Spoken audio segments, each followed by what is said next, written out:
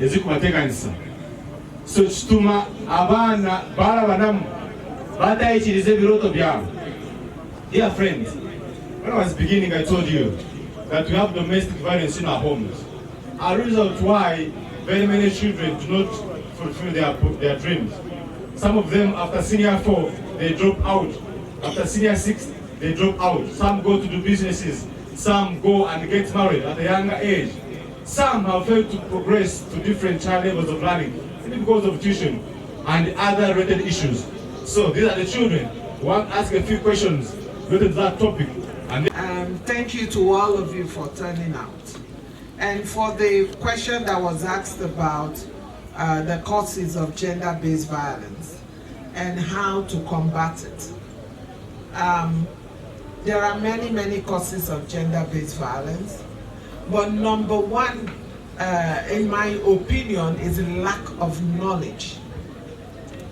That is when, especially on the part of the person who is suffering gender-based violence. By the way, let me start with defining gender-based violence.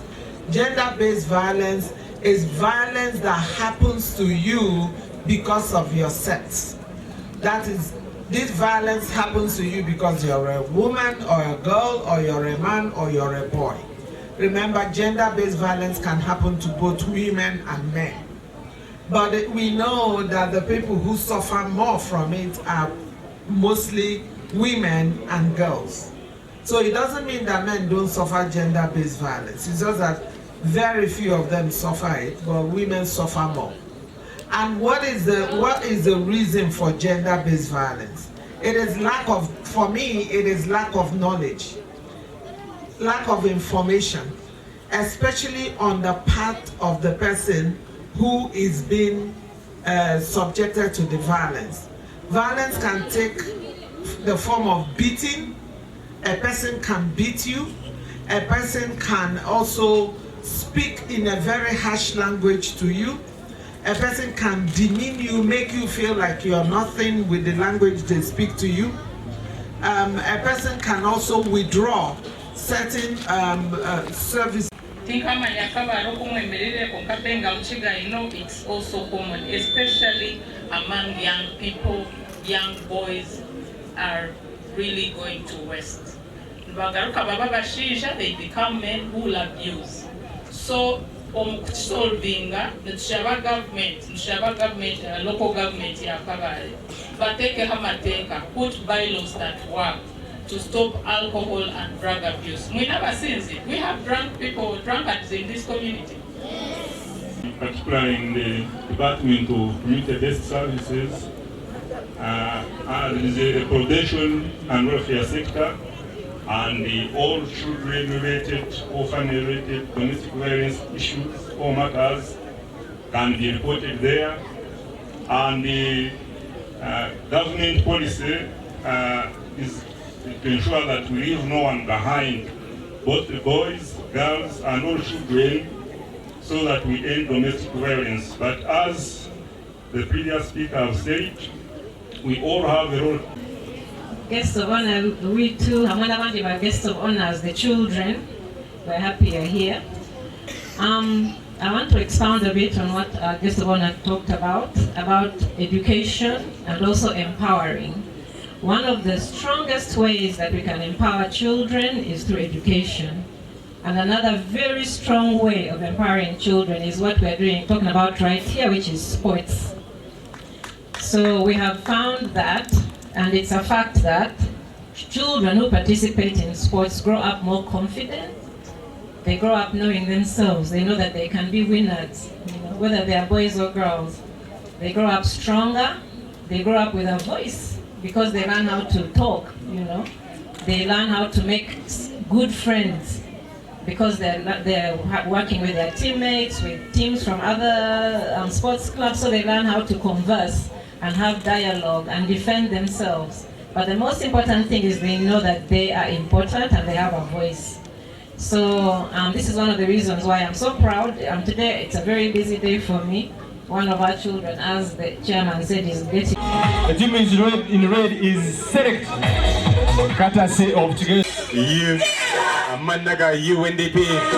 abandi brede batambura pora pora nimenda kuteba agora murashikeze kubanja natambura wa deep breed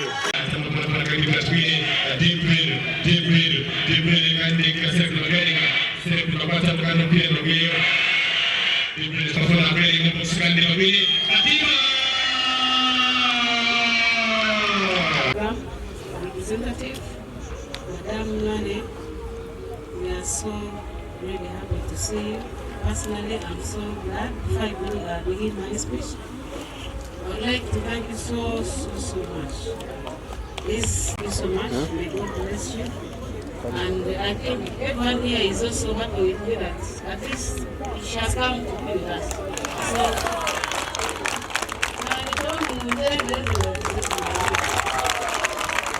thank you so much, guest of honor, and we are really proud of you. So, my speech goes like this. Madam President,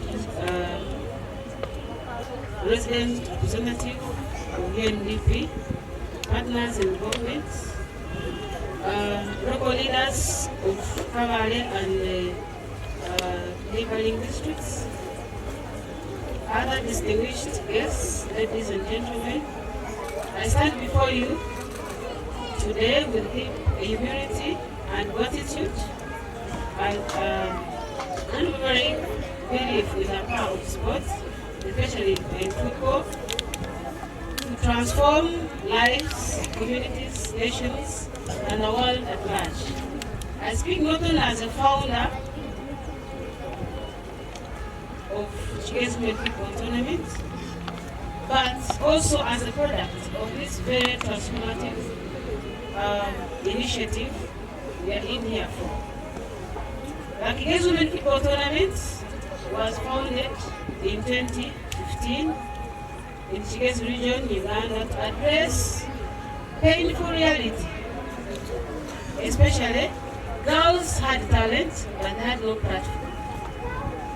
Girls had dreams but no platform. The department I head is the education and sports department. So this activity falls under my docket. So I want to thank you and add my voice on other speakers. We thank you and appreciate your coming and support.